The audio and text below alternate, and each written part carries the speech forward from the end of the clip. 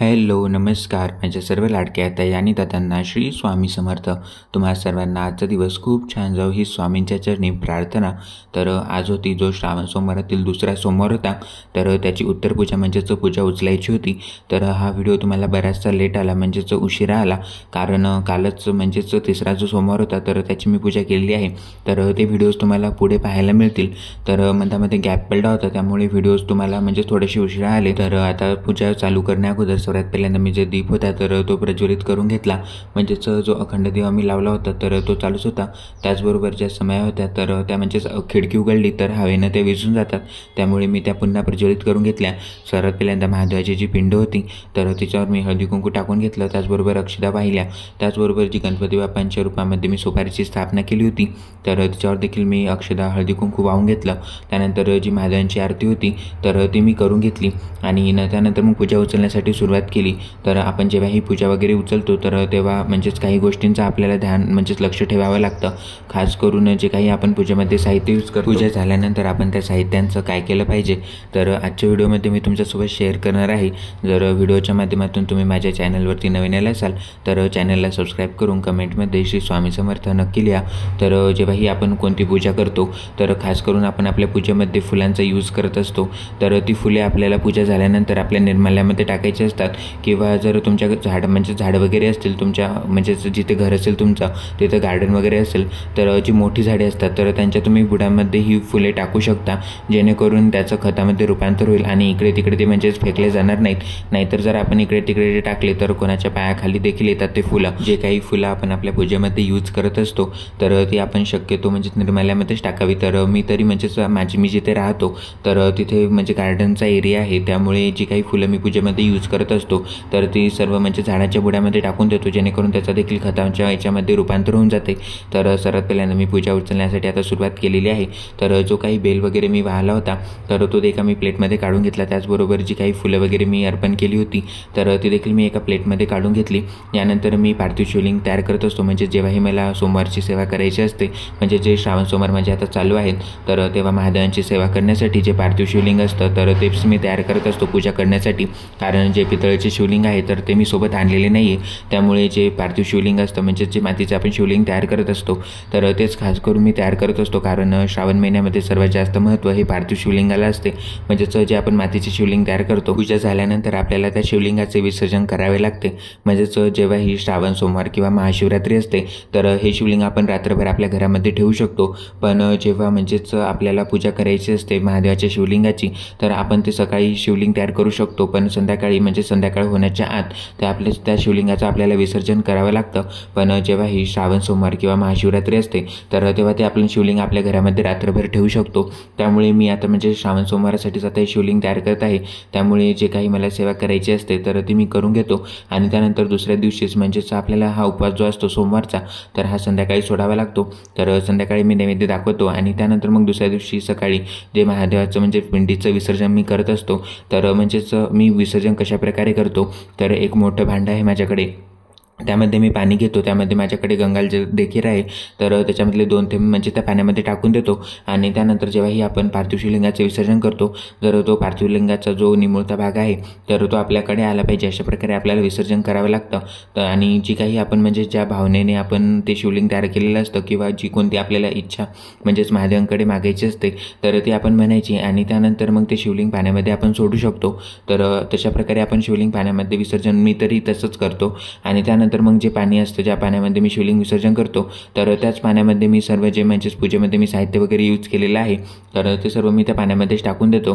आणि त्यानंतर ते जे पाणी आहे तर ते मी झाडांच्या बुडामध्ये किंवा एका साईडला म्हणजेच टाकून देतो, जेणेकरून तिथे म्हणजेच पाय वगैरे कोणाचे पडणार नाहीत, कारण त्या मातीपासून आपण शिवलिंग तयार केलेलं असतं, त्यामुळे ती माती देखील आपल्याला खूप पूजनीय होते। त्यामुळे शक्यतो तरी तुम्ही जर शिवलिंग वगैरे तयार केलं असेल तर तिचं विसर्जन म्हणजेच एका गमल्यामध्ये किंवा कोणतेही झाड फुलाचं वगैरे झाड असेल तर त्याच्या बुडामध्ये देखील करू शकता, जेणेकरून त्याची मातीमध्ये माती मिक्स होऊन जाते आणि त्यानंतर ती म्हणजे चांगल्या प्रकारे राहते त्याच्यामध्ये। मी तरी जे काही पाणी यूज करतो तर ते नंतर झाडाच्या बुडामध्ये टाकून देतो, जेणेकरून जे काही फुलं वगैरे असतात त्या पाण्यामध्ये आणि जो बेल मी वाहतो तर तो देखील मी सर्व त्या पाण्यामध्ये टाकून देतो. आणि त्यानंतर मग जे पाणी आहे तर ते झाडांच्या बुडामध्ये टाकून दिलं की त्याचं खतामध्ये रूपांतर होऊन जातं, म्हणजेच तिथं कोणीही जात नाही. त्यामुळे मी अशा प्रकारे विल्हेवाट करत असतो, म्हणजेच जे काही फुलं वगैरे यूज करतो. आणि त्यानंतर हळूहळू मी पूजा उचलून घेतली. तर जे रुद्रयंत्र होतं तर त्याची देखील मी स्थापना, म्हणजेच जेव्हा महाशिवरात्री होती तर तेव्हाच मी रुद्रयंत्राची स्थापना केली होती. कारण रुद्रयंत्र हे म्हणजे फेब्रुवारीपासून माझ्याजवळ आहे. तर खास करून मी महाशिवरात्रीच्या वेळेसच रुद्रयंत्र बनवलं होतं. तर ज्या शीतलताई आहेत तर त्यांच्याकडून मी रुद्रयंत्र बनवलं होतं आणि रुद्रयंत्राची सेवा करून मला देखील खूप छान वाटलं. कारण जेव्हाही आपण रुद्रयंत्राची सेवा करतो म्हणजेच महामृत्युंजय यंत्र, म्हणजेच रुद्रयंत्रालाच महामृत्युंजय मंत्र असं देखील म्हणतात. कारण जेव्हाही आपण याची सेवा करतो तर जेव्हा जे आपले दुर्दैवी घटना असतात तर त्या शक्यतो टळतात. त्यामुळे मी रुद्रयंत्राची सेवा करत असतो आणि याचे जे रिझल्ट्स आहेत तर ते देखील मला खूप छान आलेले आहेत. तर पूजा उचलून घेतली मी. त्यानंतर जी देवपूजा होती तर ती मला करायची होती. तर सर्वात पहिल्यांदा जी महाराजांची मूर्ती होती तर तिला मी अभिषेक करून घेतला. त्याचबरोबर जी गणपती बाप्पांची मूर्ती होती तर तिला देखील मी अभिषेक करून घेतला. त्यानंतर फुलं वगैरे म्हणजेच मी सकाळीच आणून ठेवतो, म्हणजेच आंघोळ झाली की पहिलं काम असते फुलं आणून ठेवणं, कारण नंतर मग उशीर देखील होतो. त्यामुळे सर्वात पहिल्यांदा मी जी फुलं लागणार पूजेला तर ती सर्व मी आणून घेतो आणि त्यानंतर मग पूजेला सुरुवात करतो. तर सर्वात पहिल्यांदा मी सकाळी लवकर उठलो आणि त्यानंतर जी पूजेला फुलं लागणार होती तर ती मी आणून घेतली. त्याचबरोबर सकाळी रूमची वगैरे साफसफाई देखील करावी लागते. तर आंघोळ झाल्यानंतर पहिलं काम म्हणजे साफसफाई आणि त्यानंतर दुसरं काम म्हणजे फुलं आणायचं. तर फुलं देखील मी आणून घेतो आणि बरीचशी फुलं मला मिळून जातात.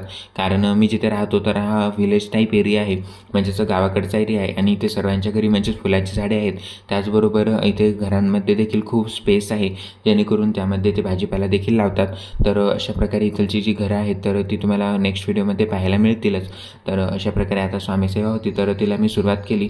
तर जी काही फुलं मी आणली होती तर ती सर्व देवांना मी वाहून घेतली.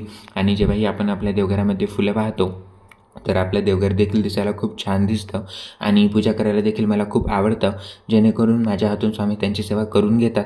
तर स्वामींना अभिषेक मी करून घेतला. त्यानंतर गणपती बाप्पांना देखील अभिषेक करून घेतला आणि जी फुलं होती तर ती मी सर्व अर्पण करून घेतली सर्व देवांना. त्यानंतर महाराजांची मी एक माळ जप करून घेतली. त्याचबरोबर आजचा मंगळवार होता तर आपण मंगळवारी कोणकोणत्या सेवा कराव्यात तर श्री महाकाली स्तोत्र, श्री लक्ष्मी नरसिंह स्तोत्र हे आपण वाचू शकतो. त्याचबरोबर भूसूक्त, श्रीदेवीचे 5 मंत्र, श्री लक्ष्मी गायत्री मंत्र, श्री नवार्णव मंत्र, श्री कालभैरवाष्टक. तर हे जे सर्व मी तुम्हाला मंत्र आता सांगत आहेत तर हे सर्व आपल्याला नित्यसेवेच्या पुस्तकामध्ये अवेलेबल होतात.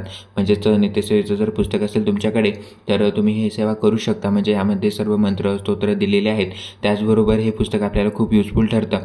जर तुम्ही नवीन सेवेकरी असाल, म्हणजे स्वामी सेवेमध्ये तुम्ही नवीन असाल तर नित्यसेवेचं जे पुस्तक आहे नित्यसेवा स्तोत्र व मंत्र हे पुस्तक जे आहे तर हे आपल्याला युजफुल ठरतं.